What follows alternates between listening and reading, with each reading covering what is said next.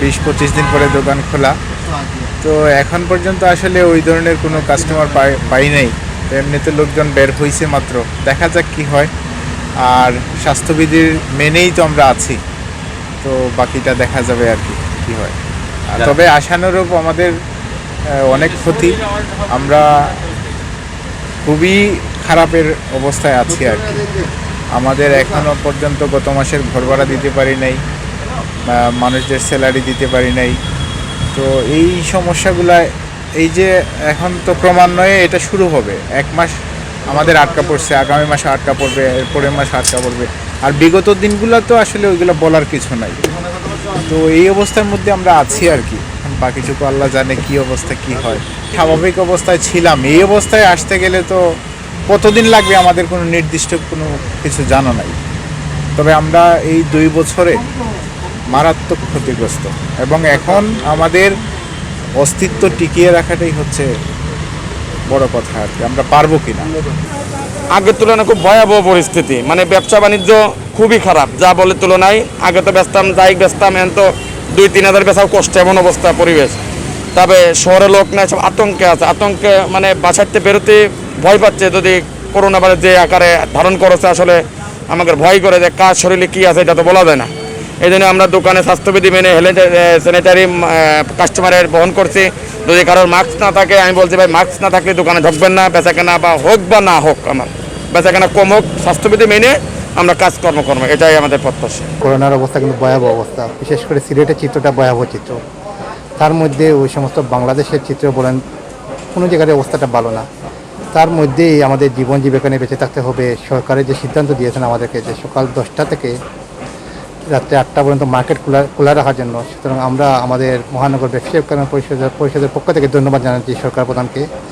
এবং আজকে আপনারা জানেন প্রতিটি মার্কেটে প্রায় দীর্ঘ বলা যায় কুরবানিদের 5 দিন আগে আমরা মার্কেট ব্যবসা বাণিজ্য করেছি, দোকান খুলে। আবার কুরবানিদের পরে 23 তারিখ থেকে আমরা লকডাউনের মধ্যে সীমাবদ্ধ হয়ে গেলাম। আজকে থেকে আবার আমরা নতুন করে শিথিল করে মার্কেটগুলো ওপেন হয়েছে। এবং আপনারা দেখেছেন যে আবার সেই গতানুগতিক চিত্র, যেটা সমস্ত সিলেট শহরে রাস্তাঘাটে বলেন, যানজট বলেন, মার্কেটে বলেন, প্রতিটি মানুষের মধ্যে একটা আমেজ অনুভব করতেছে। কিন্তু করোনার প্রাদুর্ভাব যদি বলি আমরা, এটা অস্বীকার করার কোনো উপায় নেই। এটা কিন্তু ভয়াবহ চিত্র। আপনারা সিলেটের প্রতিটি হাসপাতাল, ক্লিনিকে কোনো জায়গায় কিন্তু আপনারা জানেন কোনো সিট খালি নাই, আইসিইউ খালি নাই। তারপরেও আমরা সিলেট মহানগরের ব্যবসায়িক কল্যাণ পরিষদের পক্ষ থেকে সিলেটের সর্বস্তরের ব্যবসায়ীদেরকে অনুরোধ জানাবো, এবং সিলেটের প্রতিটি মার্কেটের ব্যবসায়ী সমিতির সভাপতি, সাধারণ সম্পাদক যারা আছেন তাদেরকে আমরা অনুরোধ জানাবো আপনাদের মাধ্যমে। যেহেতু সরকার আমাদের, আপনারা জানেন বাংলাদেশ দোকান মালিক সমিতির পক্ষ থেকে আমরা একটা কনফারেন্স করেছিলাম ঢাকায়। আমরা অনুরোধ করেছিলাম বিগত 5 তারিখে সরকারের কাছে অনুরোধ করেছিলাম, যেহেতু কলকারখানা সরকার খুলে দিয়েছেন, আমাদের যেন মার্কেটগুলো খুলে দেওয়া হয়। আমরা স্বাস্থ্যবিধি, সামাজিক দূরত্ব, প্রতিটি মার্কেটে হ্যান্ড স্যানিটাইজার ব্যবস্থা রাখে আমরা মার্কেটগুলো সরকারের নিয়মকানুন মেনে আমরা মার্কেটগুলো খোলা রাখবো। এটার পরিপ্রেক্ষিতে 1 তারিখে আমাদেরকে 11 তারিখ আজকে ওপেন করে দেওয়া হয়েছে। আমরা আবারও ধন্যবাদ জানাচ্ছি, এবং আমরা অনুরোধ জানাবো সিলেট মহানগরের সর্বস্তরের ব্যবসায়ীদের যে আপনারা প্রতিটি মার্কেটের নিজস্ব উদ্যোগ নিয়ে আপনারা আপনাদের সম্মানিত ক্রেতা সাধারণ যারা মার্কেটের ভিতরে আসতেছে, এবং কর্মচারী ভাই বোনেরা যারাই আছেন, এবং প্রতিটা দোকান মালিক, সবাইকে প্রথমে আপনারা সচেতন করেন। আপনারা অবশ্যই মাস্ক ইম্পর্টেন্ট, মাস্ক তো ব্যবহার করতেই হবে, এবং হ্যান্ড স্যানিটাইজারের ব্যবস্থা রাখতে হবে। এবং আমরা দেখেছি 2019 সালে অনেক মার্কেটে আমরা দেখেছি সিলেট শহরে যে টেনেলের ব্যবস্থা করা হয়েছিল, কিন্তু আবার যখন দেখা গেলো এটা থেকে আমরা সরে গেলাম আবার। কিন্তু আজকে আমরা মার্কেটটা ওপেন করেছি, আশা করব আমরা ইনশাআল্লাহ যে আমরা 7 দিনের ভিতরে আবার যেন আমরা এই চ্যানেলটা চালু করতে পারি, এবং প্রতিটি কাস্টমার এবং প্রতিটি দোকান কর্মচারী ভাই বোন আছেন, প্রতিটি মালিক সবাইকে সচেতন করতে হবে। এবং মার্কেট ব্যবসায়িক সমিতি অ্যাসোসিয়েশন যারা নেতৃবৃন্দ আছেন ওদেরকে আমি অনুরোধ জানাবো, আপনারা প্রতিটি মার্কেটে নিজ উদ্যোগে আপনারা আপনাদের মার্কেটের যে প্রধান ফটক যেগুলো আছে এগুলোতে আপনারা নিজস্ব সিকিউরিটির মাধ্যমে কাস্টমার যখনই আপনার মার্কেটের যে ঢুকবে এসে, তখনই আপনি ওদেরকে অবশ্যই প্রয়োজনে নিজস্ব উদ্যোগে মাস্কের ব্যবস্থা রাখেন, হ্যান্ড স্যানিটাইজারের ব্যবস্থা রাখেন, ওদেরকে সচেতন করেন। লকডাউন কোনো সমস্যার সমাধান না, লকডাউন নিয়ে আমাদের জীবনে বেঁচে থাকতে হবে। সুতরাং আমরা আবারও অনুরোধ জানাবো সরকারকে, আমরা যেন আবার পুনরায় যেন আমরা লকডাউনের মধ্যে না যাই।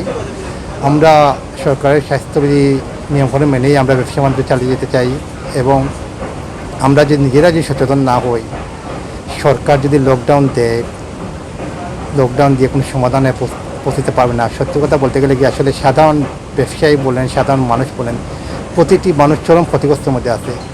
যখন আপনার পেটে ভাত থাকবে না, তখন লকডাউন কোনো কিছু কাজ আসবে না তোমার। যতই আপনি আইনশৃঙ্খলা বাহিনী দিয়ে চেষ্টা করেন না, কোনো কিছু লাভ হবে না। সুতরাং আমরা নিজেরা সচেতন হতে হবে এবং প্রতিটি মার্কেটের ব্যবসায়ী সমিতির নেতৃবৃন্দকে আমি আবারও অনুরোধ জানাবো যে আপনারা প্রতিটি মার্কেটের দোকান কর্মচারী ক্রেতা কাউন্সিলিং একটা ব্যবস্থা করেন। আমরা আলহামরার পক্ষ থেকে আমরা নিজেরা কাউন্সিলিং একটা ব্যবস্থা করবো আগামী শনিবার থেকে ইনশাল্লাহ।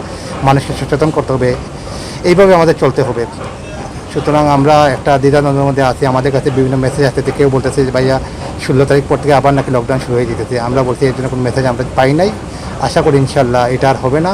আর আরেকটা জিনিস আমি অনুরোধ জানাবো আমাদের মহানগর ব্যবসায়ী কল্যাণ পরিষদের পক্ষ থেকে, যারা সরকারের উচ্চপদস্থ নেতৃবৃন্দ যারা আছেন এবং সরকার প্রধানকে, যে আপনারা জানেন যে প্রায় 1.5 বছর, প্রায় 2 বছর কাছাকাছি হয়ে গেল স্কুল কলেজ মাদ্রাসাগুলো বন্ধ।